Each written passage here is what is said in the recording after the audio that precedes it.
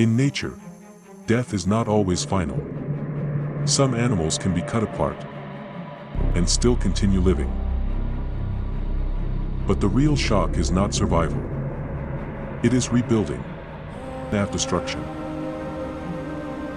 Regeneration exists across nature, not magic, not fantasy, but controlled biological reconstruction driven by cells. A flatworm does not need a complete body to survive. Even tiny fragments can reorganize into a full organism again. What looks like total destruction is biological reactivation. The body rebuilds its form using internal cellular instructions. Stem cells called neoblasts can become any cell type, allowing full-body regeneration from small tissue fragments. The Hydra constantly renews its own cells. Cut it into pieces, and each piece can continue the same biological pattern. It shows extreme biological renewal with almost no visible aging under ideal conditions. Its body is always being replaced while staying alive. Continuous stem cell division maintains constant tissue renewal and structural replacement. A sponge can be broken apart until it no longer looks like a living organism, even reduced to individual cells in water. At that point, everything appears separated. But then something unusual happens. The cells begin to move. They recognize each other and slowly reorganize into a functional organism again. Sponge cells use chemical recognition and adhesion signals to reassemble into organized structure. This is not repair. It is biological reaggregation. A salamander does not replace a lost limb with scar tissue. It rebuilds bone, muscle, blood vessels, and nerves in correct alignment. Even parts of spinal cord and heart tissue can regenerate.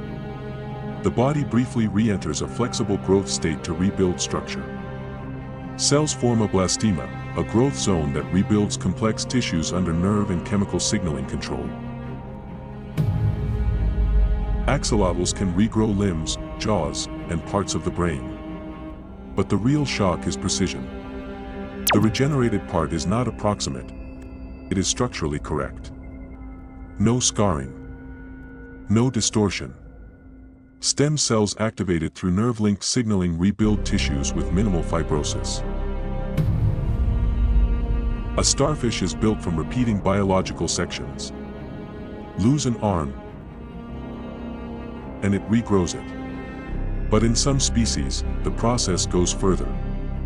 A single severed arm can slowly regenerate an entire new body, forming a comet stage. A fragment becomes a complete organism. Tissue polarity and positional memory guide regeneration, reorganizing body structure from surviving segments. Fish can regrow fins, repair heart tissue, and in some species partially restore brain regions, all while continuing normal function. Regeneration occurs without shutting down the organism's survival systems. Localized stem cell activation repairs specific tissues without stopping vital processes. When a limb is lost, it is not immediately replaced. The animal begins rebuilding during its molting cycle. Layer by layer, the structure returns. The new limb forms hidden beneath the exoskeleton before emerging fully developed. Regeneration occurs through growth buds activated during exoskeleton molting phases. Humans still carry fragments of regenerative ability. Skin closes wounds. The liver partially regrows. Some nerves attempt repair. But full reconstruction never arrives. The body prioritizes rapid survival over perfect rebuilding. Human healing favors rapid closure and scar formation instead of structural regeneration. Regeneration is not rare in nature. It is widespread. But it depends on biological complexity.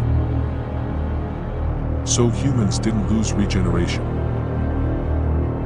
We just got downgraded to damage detected hatch quickly, continue living. Regeneration is not a miracle. It is biological architecture,